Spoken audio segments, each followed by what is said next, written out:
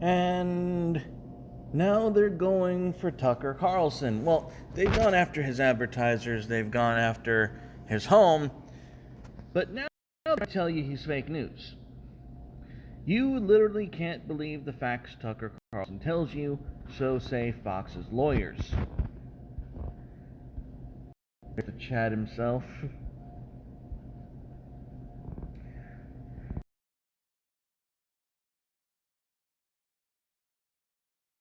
No facts about the topics he discusses and is instead engaging in exaggeration and not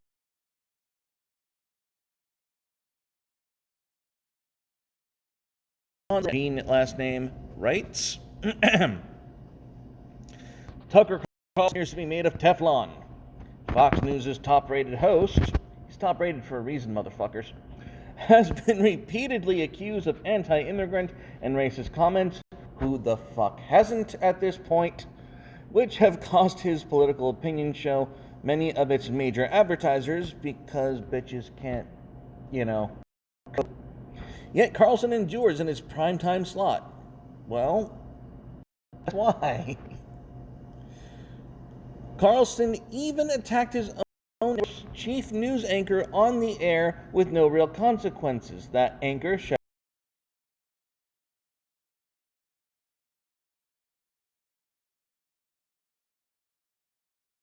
fucking questions. That's kind of your own personal beef. Now comes the claim that you can't expect to literally believe the words that come out of Carlson's mouth. Well, yes.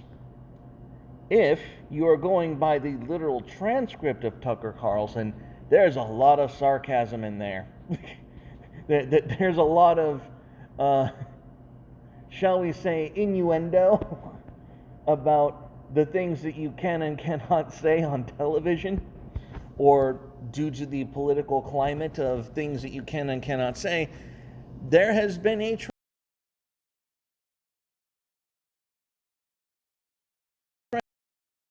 that they don't really mean it, because that's pretty much where we're at right now. We're in double newspeak era of the of our goddamn journalism and media establishment. If you want to tell the truth, you can't actually say it. You can only allude to it. And that assertion is not coming out of from Carlson's critics.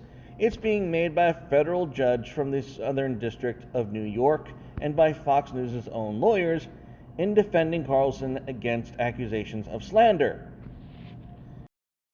Well, Tucker Carlson has the right to free speech. He even has that right under his contract working at Fox News. And it's only slander if it's wrong. Now, a lot of Tucker Carlson's claims come with disclaimers. But we're not supposed to say that, or that's not. He has to twist it to make it, acceptable to say, even when you're not supposed to say it. And of course it works. Tucker knows what he's doing.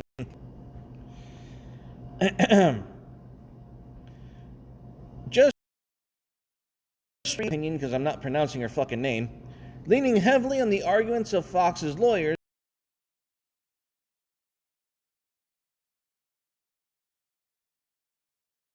of Tucker's show. The quote-unquote general tenor of the show should inform a viewer that Carlson is not stating actual facts about the topics he discusses, but is engaging in exaggeration and non-literal commentary. Well, because often when you're going to have to give a voice to some of the stories that Tucker covers, that's the word, there is no direct evidence to suggest what we know is going on behind the scenes. And so Tucker does give exaggerated or quote-unquote non-literal commentary to basically suggest what you know is going on behind the scenes in a case where there's obvious corruption and intrigue. She wrote, Fox persuasively argues Mr. Carlson's reputation, any reasonable viewer arrives with an appropriate wink wink. Now, apparently the judge is an appointee of President Trump, and whether the court frames Mr. Carlson's statements as exaggeration, non-literal commentary, for his audience, the conclusion remains the same. These statements are not actionable, nor should they be. Under any context, Tucker Carlson is allowed to have his show cover what he feels needs to be covered and say it the way he wants to fucking say it. Because Merca. The ruling last week dismissed a slander suit filed against Carlson was a win for Fox, First Amendment principles, and the media more generally. As a legal matter, the judge ruled that Claire McDougall, the woman suing Carlson, failed to surmount the challenge. But in the process of saving the father, the network's attorneys raised the journalistic question, just what level its opinion shows to. Now, that is a good question, and let me answer it. None. You do not need to fact check a fucking opinion, you goddamn harpies. Media lawyers note that this is not the first time this sort of defense has been offered. a 10 million, I almost 100 million. The Gorgillion. The 10 million libel law. CBC's top star Rachel Maddow was dismissed in May when the judge ruled she had the established facts allowably. The context of Maddow's statement shows reasonable viewers should consider the contested statement to be opinion. See, it does cut both ways. It absolutely does. In the Fox case, Carlson was presenting his own narrative and not even one extrapolating from known facts. Good Lord. Okay, during the 2016 presidential campaign, McDougall, a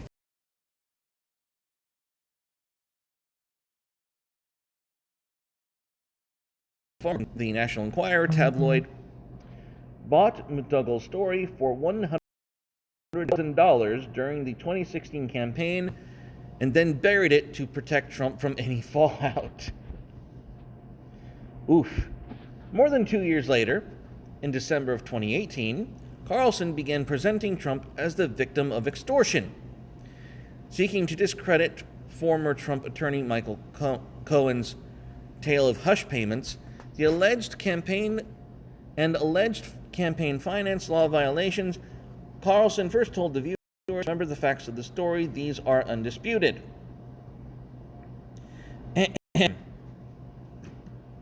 And they claim that they aren't undisputed and they aren't even facts.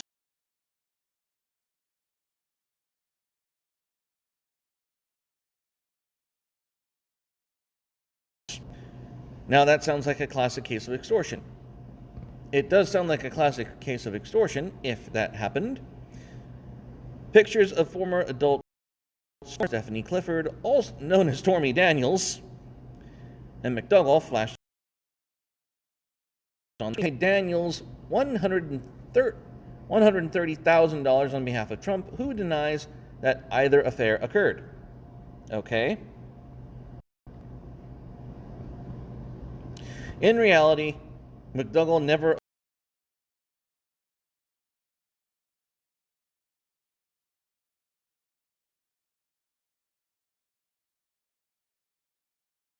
preferred to be the one to tell the story. It wasn't publicly known that David Pecker, the CEO of the tabloid's parent company, had promised Trump he would help keep stories about extramarital affairs from seeing the light of day. Now, that's not a fact, by the way. That is hearsay in the court of law. Just saying. This claim in this news article is not a fact. It is a classic case of hearsay. So, this news article, unironically, is doing the same thing about Tucker that it claims that Tucker Carlson... Wait. Keep a mental note of this. Carlson and Fox never corrected the significant error. Please.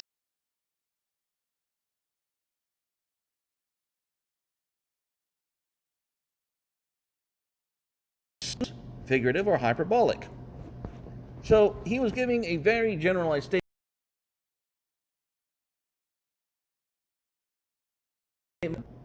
The statement could have applied to either woman or both, or again, just one or the other.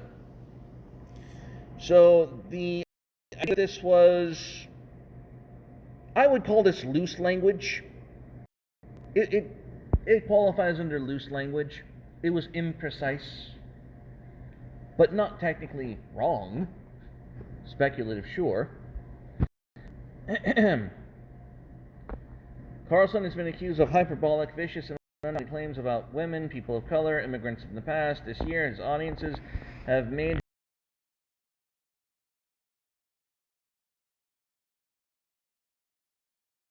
in Fox Court. Okay, I'm just going to stop here because this is getting ridiculous. Look, in claiming that Tucker Carlson is being dishonest, they themselves have shown clearly an example of them being dishonest. This whole BS right here, that McDougal never approached